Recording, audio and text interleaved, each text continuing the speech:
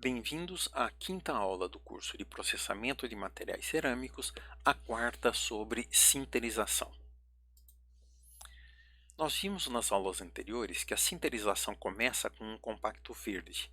O compacto verde é caracterizado pela microestrutura a verde, e nós temos aqui uma fotografia que ilustra um compacto verde. O compacto verde é feito de partículas sólidas e poros que estão entre as partículas quando elas se empacotam, como representado, como mostrado aqui. A porosidade desse material é uma função da distribuição do tamanho das partículas que estão colocadas aqui. Nesse caso, todas as partículas têm o mesmo tamanho, mas isso é uma exceção. Via de regra, as partículas têm uma distribuição de tamanho de partículas e do arranjo dessas partículas. A porosidade normalmente é classificada em dois tipos de poros: os poros abertos e os poros fechados. Os poros abertos podem ser acessados a partir da superfície do corpo, porque ele é ligado à superfície através de canais. Entretanto, os poros fechados que estão no interior do material estão isolados, eles não podem ser acessados. Via de regra, as partículas do pó não contêm poros, elas são partículas sólidas. E todos os poros nascem abertos, como representado aqui, entre as partículas do compacto verde. A distribuição do tamanho de partículas é uma característica do pó, e o arranjo das partículas é dado pelo processo de conformação, que é quem vai colocar as partículas num determinado arranjo dentro do compacto verde. Nós vimos nas aulas anteriores a força motriz macro para a sinterização e vimos que para reduzir a energia do sistema é preciso reduzir as áreas das interfaces.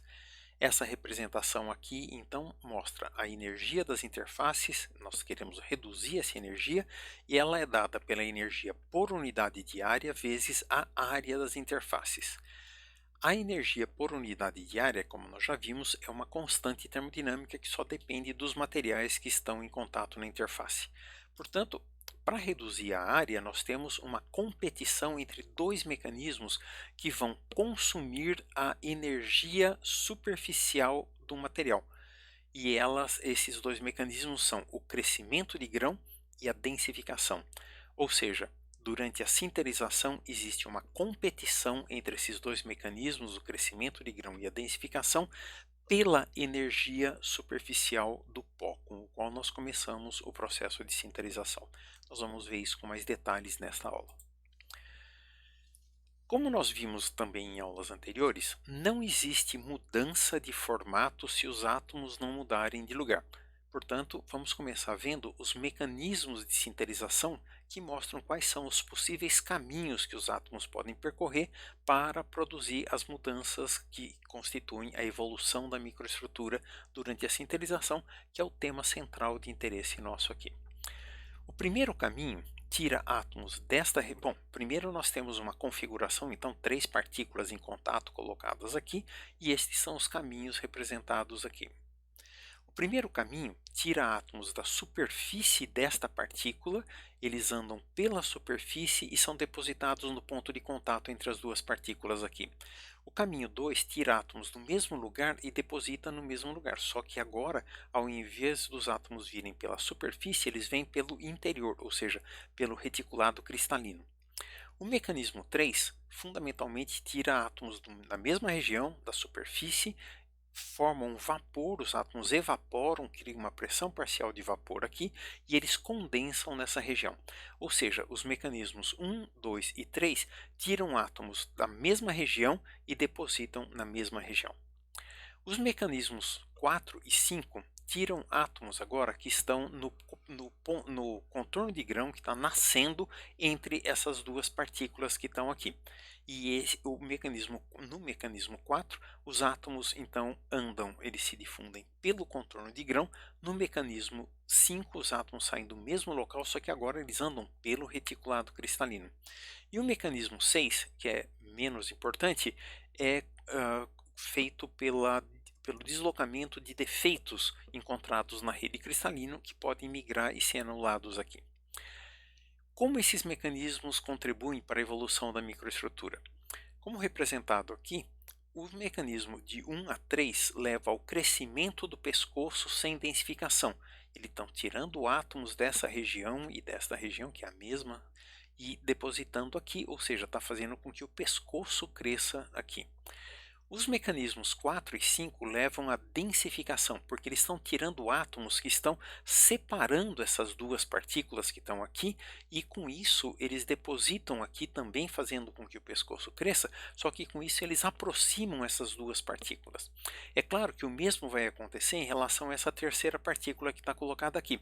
Se essas partículas se aproximam, o poro que está entre elas vai diminuir de volume, e por isso que ocorre a densificação para os mecanismos 4 e 5.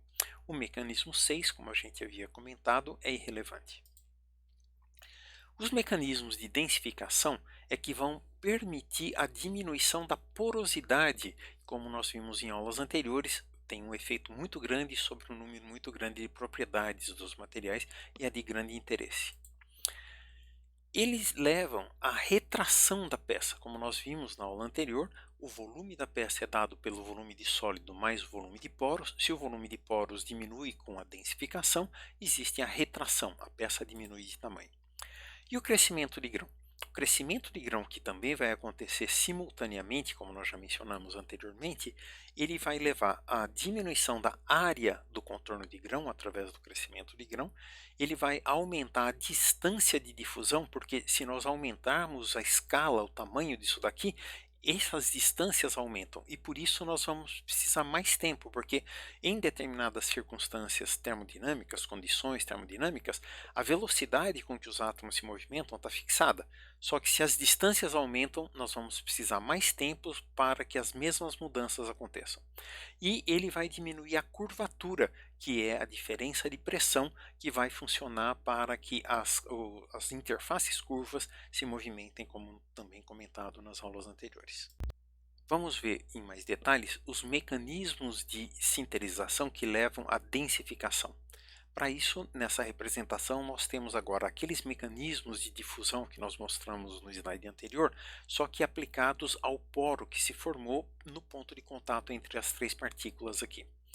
Nós temos os mecanismos 1, 2 e 3, que nós vimos no slide anterior, que tiram átomos desta região e depositam nessa região aqui. Esses átomos, esse movimento desses átomos vai fazer com que esta interface que tem esta curvatura vai se movimentar nesta direção, como nós vimos, tá? Sempre se movimentando na direção do centro de curvatura. O mesmo vai acontecer aqui e o mesmo vai acontecer aqui. Portanto, os mecanismos 1, 2 e 3 levam à mudança do formato do poro, que vai caminhar na direção de um arredondamento, de uma esfera, que, como nós vimos, é o sólido geométrico de menor razão, área superficial volume, e portanto seria uma forma de abaixar a energia do sistema. Entretanto, o volume do poro não vai diminuir e portanto esses mecanismos não levam à densificação. Quem leva à densificação são os mecanismos 4 e 5, que tiram átomos que estão separando o centro de curvatura desta partícula do centro de curvatura desta partícula.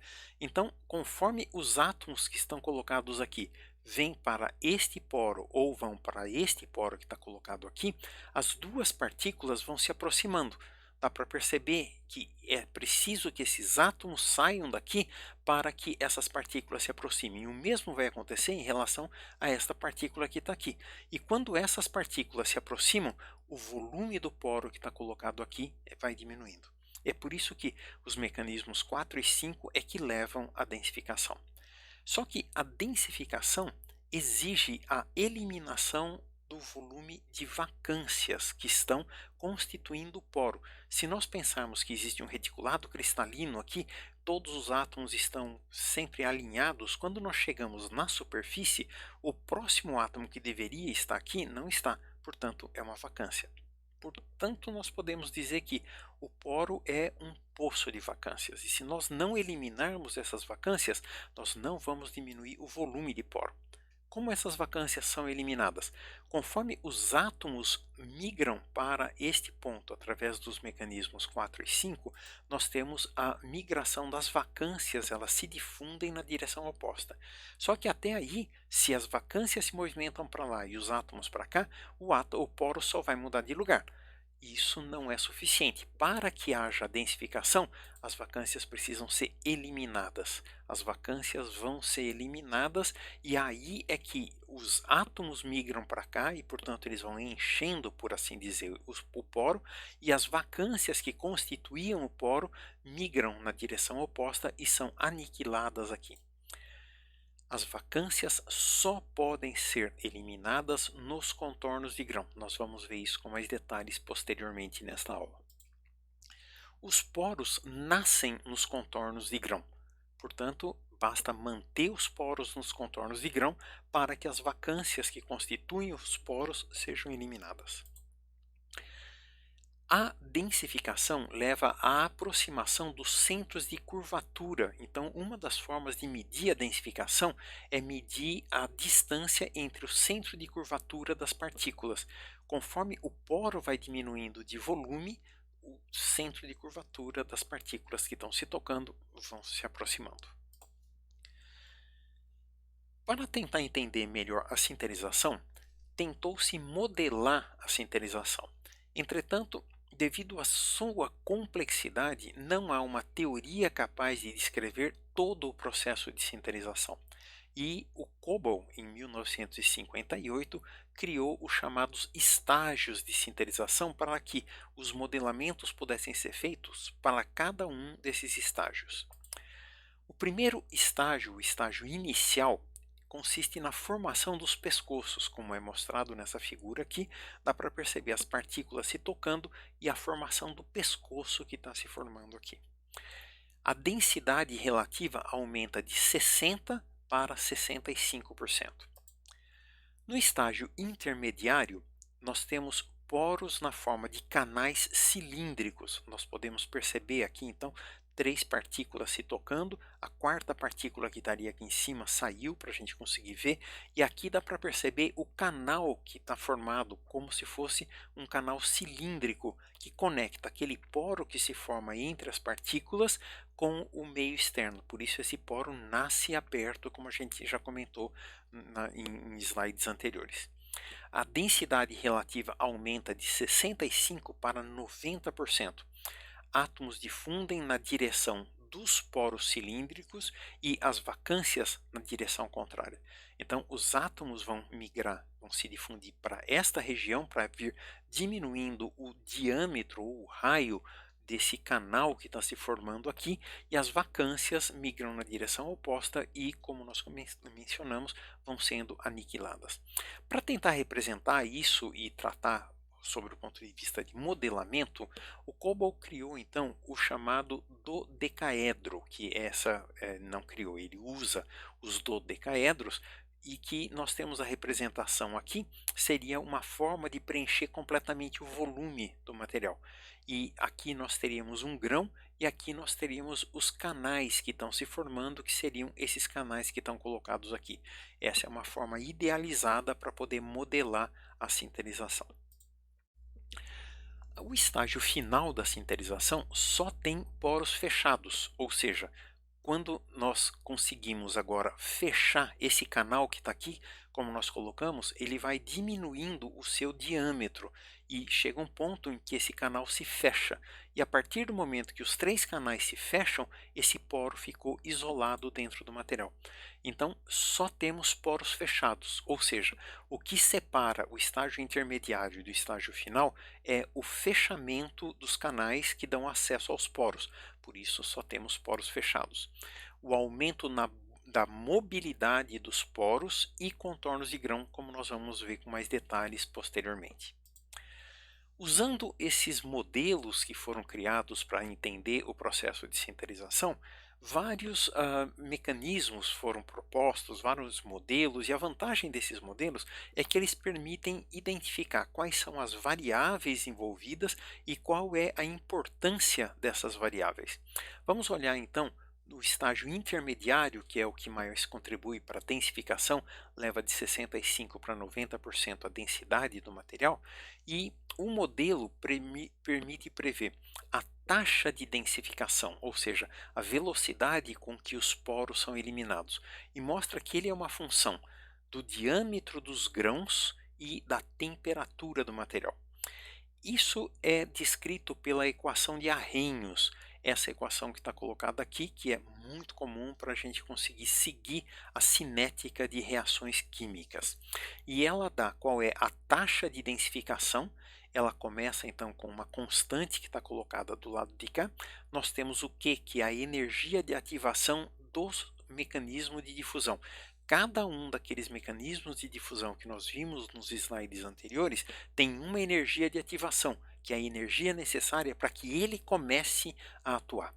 A constante universal dos gases e a temperatura absoluta. Entra aqui a temperatura em graus Kelvin, então. Essa equação permite perceber que a taxa de densificação aumenta exponencialmente com a temperatura desse material. Por isso, a temperatura. Mas como nós mencionamos anteriormente, a temperatura ela só serve para aumentar a taxa de difusão. Ela enfraquece as forças de ligação, aumenta o número de defeitos no reticulado cristalino e, portanto, aumenta a difusividade. Por isso que ela aumenta a taxa de densificação, a taxa de eliminação dos poros do nosso material. Nós temos representado aqui, para tentar entender e ilustrar esse efeito da temperatura, uma representação em que nós temos a variação de uma dimensão de um corpo de prova. Vamos supor que seja uma barrinha, por exemplo. Esse seria o comprimento da barrinha que está colocado aqui e como ele varia ao longo do tempo. Se nós tivermos em uma temperatura e colocarmos esse compacto verde nessa temperatura, essa diminuição vai acontecer nessa taxa que está colocada aqui. Mas se nós colocarmos o mesmo corpo de prova ou um similar a uma temperatura mais elevada, a temperatura 2 é maior do que a temperatura 1, agora a curva de eliminação dos poros que leva à diminuição dessa dimensão que está colocada aqui ocorre a uma velocidade muito maior. Então isso são dados reais, simplesmente mostrando a afirmação que está colocada aqui. Ainda falando a respeito da equação de Arrhenius, ela também mostra a energia de ativação, a questão da energia de ativação. Os íons no contorno têm um número de coordenação relativamente baixo em relação ao interior do reticulado cristalino. E a temperaturas relativamente baixas, a difusividade no contorno de grão é maior do que a difusividade no reticulado cristalino. O L aqui é de látice, que seria o reticulado cristalino. Os íons na superfície sólido-vapor, ou seja, na superfície externa do material, têm uma coordenação ainda menor do que no contorno, portanto, são os íons de mais alta energia. Como decorrência disso, nós podemos dizer que a difusividade dos íons no reticulado cristalino é menor do que a difusividade dos íons no contorno de grão, que é menor do que a difusividade dos átomos na superfície do material. E a energia de ativação dos átomos no interior dos grãos no reticulado cristalino é maior do que a energia de ativação dos átomos no contorno de grão, que é maior do que a energia de ativação dos átomos na superfície do material. A importância relativa da difusividade da superfície, que não leva à densificação, é maior a baixas temperaturas. Isso é importante porque quando nós estamos aquecendo o material, como nós vamos ver com mais detalhe, quanto mais tempo nós passamos a temperaturas relativamente baixas, mais um determinado efeito na evolução da microestrutura vai ser notado. Para microestruturas densas com grãos pequenos, deve-se minimizar o tempo em temperaturas relativamente baixas. Para estruturas porosas, deve-se sinterizar a temperaturas relativamente baixas. A análise teórica da sinterização no estado sólido, nós por enquanto só estamos falando da sinterização no estado sólido, nós vamos comentar posteriormente a sinterização com presença de fase líquida, e nós tratando da sinterização no estado sólido, temos que a taxa de densificação é uma função do tamanho de grão. E os modelos mostram que a taxa de densificação, se a difusão que estiver ocorrendo for pelo contorno de grão, ela é inversamente o tamanho das partículas dos grãos, aqui no caso, a quarta potência. E se a difusão for no reticulado cristalino, o tamanho dos grãos elevado à terceira potência. Portanto, quanto menor o tamanho dos grãos, maior a taxa de densificação. Na prática, a redução da temperatura é menor do que a prevista, principalmente devido ao empacotamento não homogêneo das partículas e ao crescimento dos grãos. O desafio que normalmente quem é encarregado do processamento encontra é como obter uma microestruturas a verde homogêneas com partículas tão pequenas, pequenas para que a gente tenha então a taxa de densificação maior. Exemplos. No caso da difusividade no contorno de grão, que a gente viu aqui, se nós reduzirmos o tamanho dos grãos para metade do tamanho deles, a taxa de densificação aumenta em 16 vezes. Para a alumina a 1200 graus, se nós sinterizada a 1200 graus, reduzindo o tamanho das partículas, dos grãos no caso, para 1/10, pode-se obter a mesma taxa de densificação a 750 graus. Portanto, é muito interessante diminuir o tamanho das partículas. Entretanto, nós esbarramos nesse problema, como nós vamos ver com mais detalhes posteriormente. Quanto menor o tamanho das partículas, mais difícil é produzir um compacto a verde uniforme e denso.